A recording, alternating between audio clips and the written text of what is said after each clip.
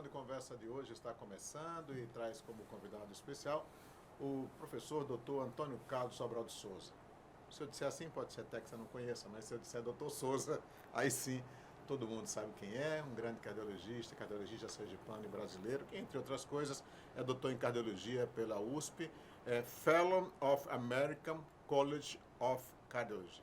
É membro, né, doutor Souza? Membro, isso. Membro.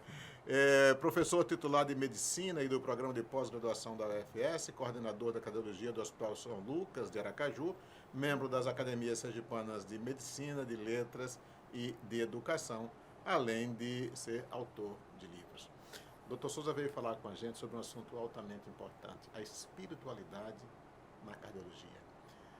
Dr. Souza, muito obrigado por vir conversar com a gente. É uma alegria muito grande tê-lo aqui. O senhor que é médico e amigo de todos nós aqui do Tribunal de Contas, tribunal que foi a casa do seu pai e que também foi a sua casa e ainda hoje é, porque sempre que o senhor está aqui, os membros do Tribunal de Contas sentem a presença importantíssima do professor José Carlos de Souza, que, como os conselheiros aqui dizem, foi o conselheiro dos conselheiros. Muito obrigado, professor. Olá, França. Para mim é uma alegria imensa voltar a essa casa, né? Por tudo isso que você falou. Aqui eu me sinto muito bem, porque meu pai seguramente considerava o Tribunal de Contas a segunda casa dele, né? Então, era um prazer imenso dele trabalhar nessa instituição.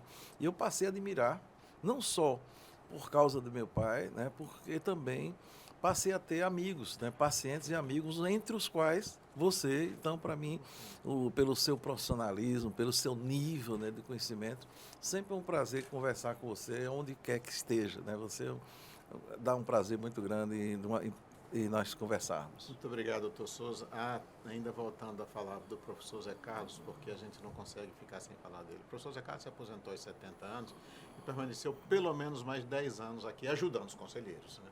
Exatamente, e essa era a função dele, né? Ele gostava, era uma pessoa de um altruísmo muito grande, então para ele, sem dúvida nenhuma, prestar conhecimento sem aparecer, né? Meu pai sempre gostava de fazer, mas não aparecer como sendo o autor da fação, da função. Então, isso era uma coisa que eu sempre me orgulhei muito do legado que ele deixou sobre todo esse aspecto. Antes que a gente vá falar sobre o nosso assunto propriamente dito, só para lembrar mais uma vez para o professor Zé Carlos, o Zé Carlos de Souza era um dos homens mais humildes que eu já vi na minha vida.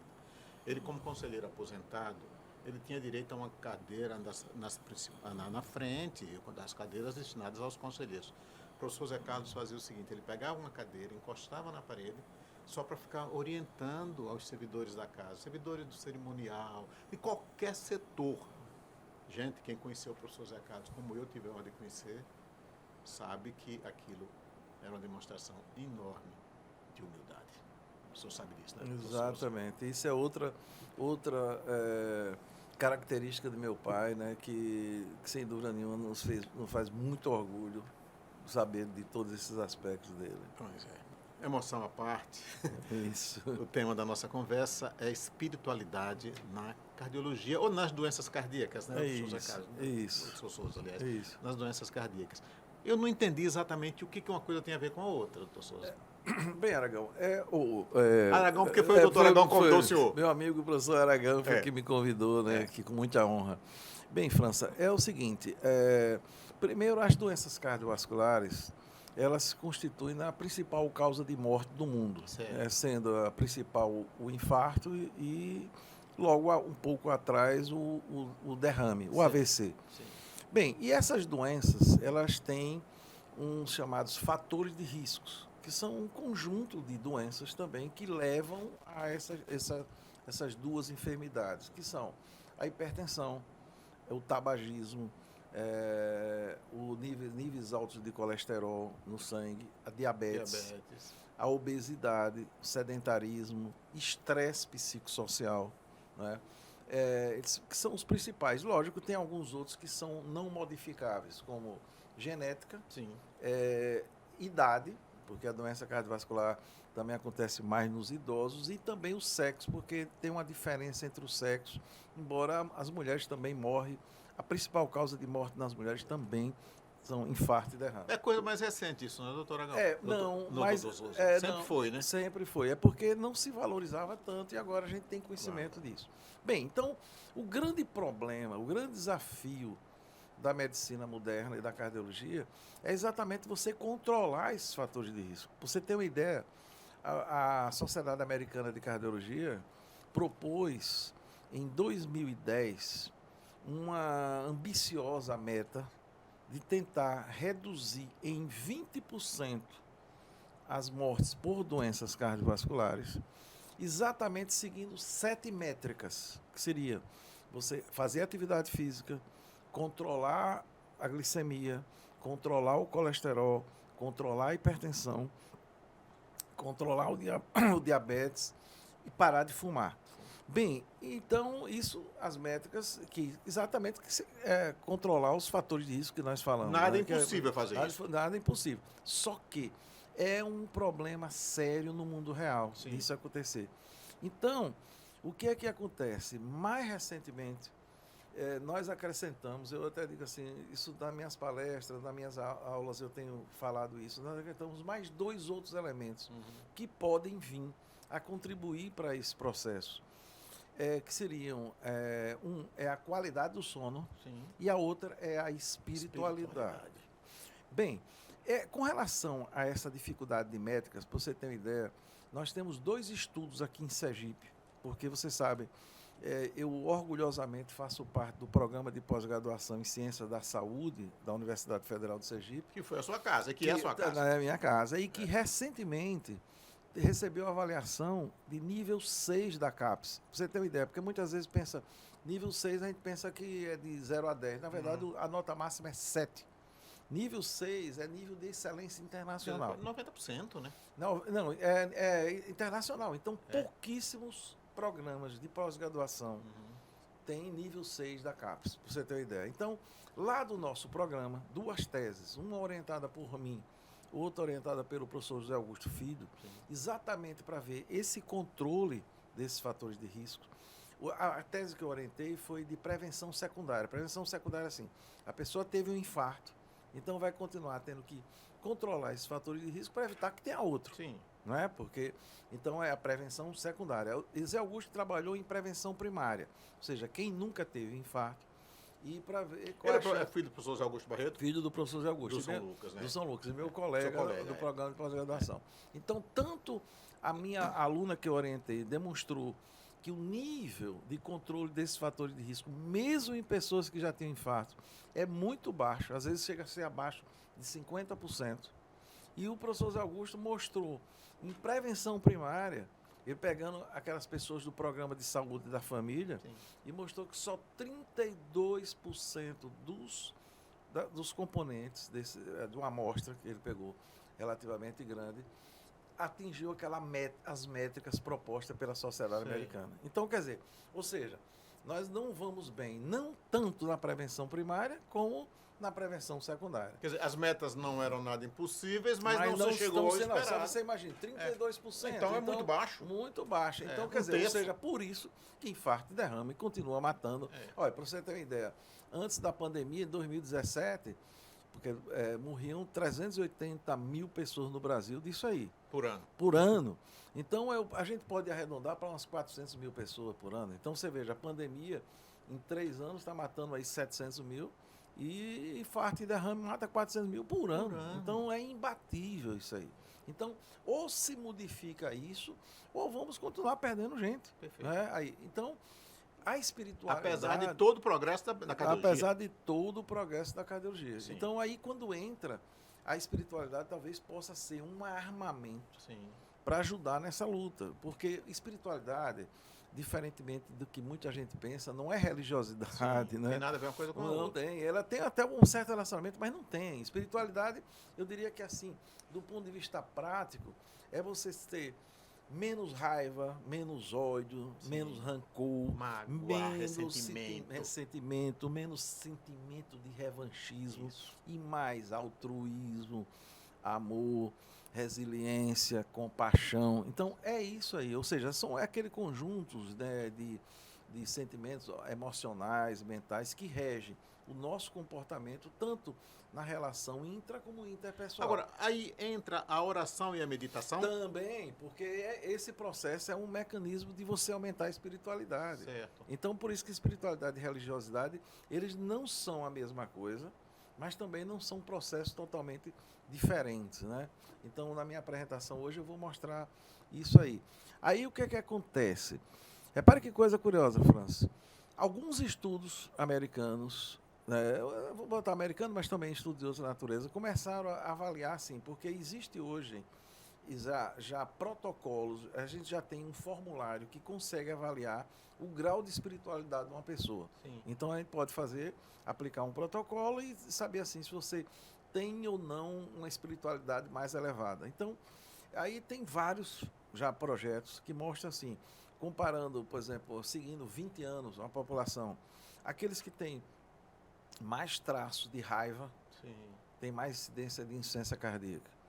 Aqueles que, por outro lado, usam a espiritualidade para combater estresse, têm redução dos níveis de tensão arterial e de pressão arterial. E nós temos um estudo feito aqui em Sergipe, que ainda não está publicado, vai ser motivo de esse aqui é orientado por outra professora do nosso programa, que é a professora Joselina Oliveira, e então orientando tanto um aluno da graduação como da pós-graduação, mostrando, pegou uma amostra de uns 270 pacientes de 4 ambulatórios aqui de hospitais aqui do nosso estado, e todos eles com doença coronária, e foram observar, e o objetivo foi observar primeiro o grau de espiritualidade. Então, Sim. um detalhe importante dessa amostra, do nosso estado, quer dizer, é uma coisa que vale para aquilo que a gente está falando agora. Primeiro, a espiritualidade é muito maior nas mulheres do que nos homens. Um dado interessante.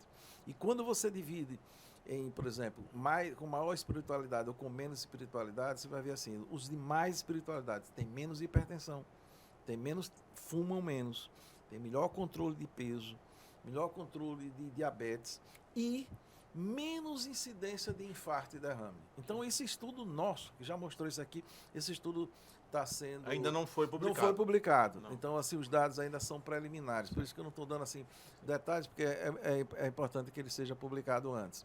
A tese vai ser defendida agora no começo de dezembro. Da professora, né? Da professora, E até a estudante é a doutora Adele, que vai defender essa tese, e é orientada pela doutora Joselina. Eu vou, inclusive, participar da banca. Bem, então, aí, quer dizer, aí, França, talvez a gente começar agora a ensinar, porque o grande desafio nosso é fazer com que a pessoa tenha mais espiritualidade, certo. Entendeu?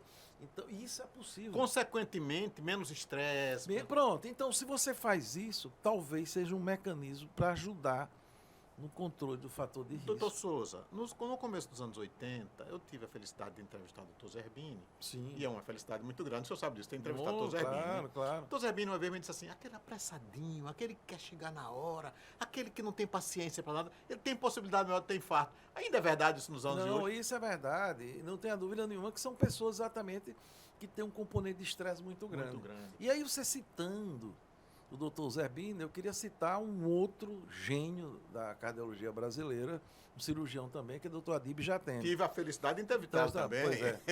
E eu tive o privilégio imenso de conviver com ele. Ele me disse que nasceu no Chapuri. Japuri. No Acre. E doutor Zerbini foi meu professor, né? Porque eu fiz... O senhor foi discípulo do doutor Zerbini? Eu fiz residência no Instituto de Cardiologia com ele, diretor. Então, eu tive a oportunidade de conviver, de beber dos conhecimentos. Conviveu com os grandes, né? Não, inclusive o doutor Zerbini também, mas mais com o doutor Adib, porque naquela época eram instituições que eram, de certa forma, concorrentes, mas tudo isso em prol da cardiologia brasileira, que era o Instituto do Coração, que ficava o doutor Zerbini, e o Instituto de Cardiologia Dante Pazanese, que era o doutor Adib. Sim. E depois o doutor Adib foi ocupar a carreira, ou a cadeira de doutor Zerbini. Bem, eu vou falar na minha palestra que para que o médico consiga passar para os seus pacientes esse conceito de espiritualidade, o médico primeiro tem que acreditar. Sim. E para acreditar, ele tem que ser um otimista. E eu acho, e aí eu digo que na condição de otimista, uma das coisas que o médico tem que ter é focar na solução e não no problema. E aí é quando eu cito doutor Adib Jatene, que tem uma frase clássica dele, que ele diz assim, eu nunca discuto o problema, eu só discuto a solução. Porque você veja que tem um monte de pessoas que passam ali, mas por que isso aconteceu? E por que? Já aconteceu, agora você tem que ver o que é que eu vou fazer para não acontecer mais. Então, quer dizer, esse é o problema. E a outra coisa é que o médico tem que ter compaixão, entendeu? Então porque... E aí eu vou citar também uma frase que curiosamente, numa das turmas aí que eu fui homenageado como nome da turma, eu citei, e aí cito Madre Teresa de Calcutá, né? Em que ela disse que assim, muita gente morre por falta de um pedaço de pão, mas muito mais gente morre por falta de amor.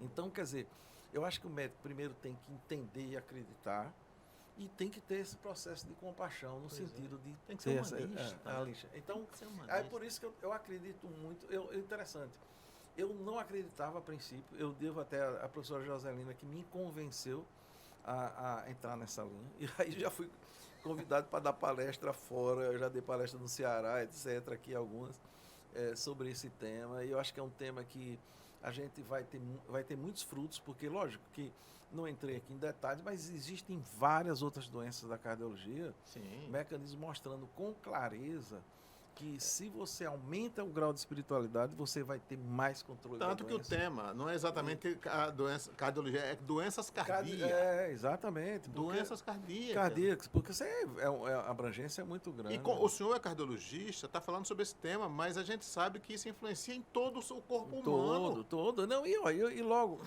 você veja, eu sou do departamento de medicina, né, de clínica médica, eu sou professor, inclusive, meu ambulatório é de clínica médica. Eu sempre digo que o médico tem que ser médico, não é só cardiologista. Você tem que ver o paciente como um todo. Doutor, outra coisa, essa história de que a pessoa teve um infarto e vai morrer, o senhor acabou de dizer, se cuidar não morre. Não. Eu sou seu paciente, eu fui revascularizado há 22 anos.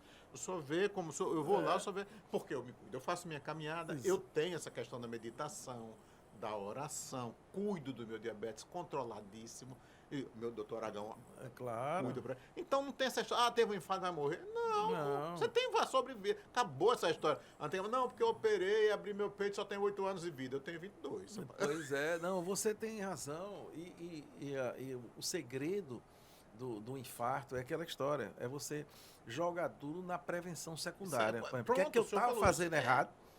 E agora reprogramar. E você pode fazer. E o curioso, França, que você deve observar que isso deve acontecer com você também, é que muitos pacientes me falam que depois do infarto passam a ter uma qualidade de vida melhor. Eu passei a controlar a minha alimentação, a fazer exercício físico, a tomar a minha medicação, tanto que nem medicação eu tomava.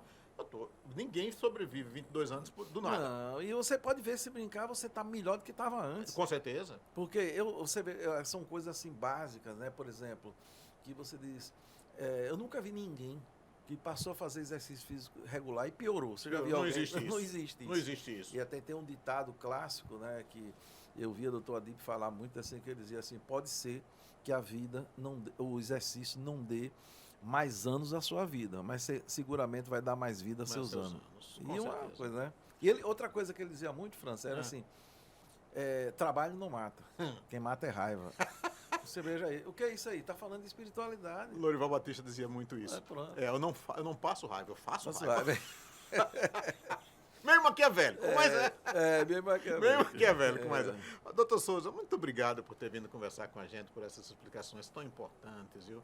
Para mim foi um prazer imenso. Muito obrigado. Reforçar a minha amizade pelo senhor, meu carinho pelo senhor, por toda a sua família, pelo nosso saudoso professor Zé Carlos. Muito obrigado mesmo. Fico muito feliz de ter vindo. Viu? E eu digo com toda certeza, França, que seu papel aqui no tribunal de assim, divulgar essas informações é muito relevante. Obrigado. Porque o interessante não é ficar aqui só dentro, né, do prédio. Isso é importante que saia, que a população tenha conhecimento disso.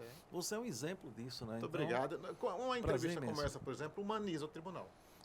Muito obrigado. Muito obrigado, doutor Souza. Obrigado, meu amigo. Então, por hoje, o nosso Em Tom de Conversa fica por aqui, mas logo, logo a gente volta. Um abraço e até a próxima.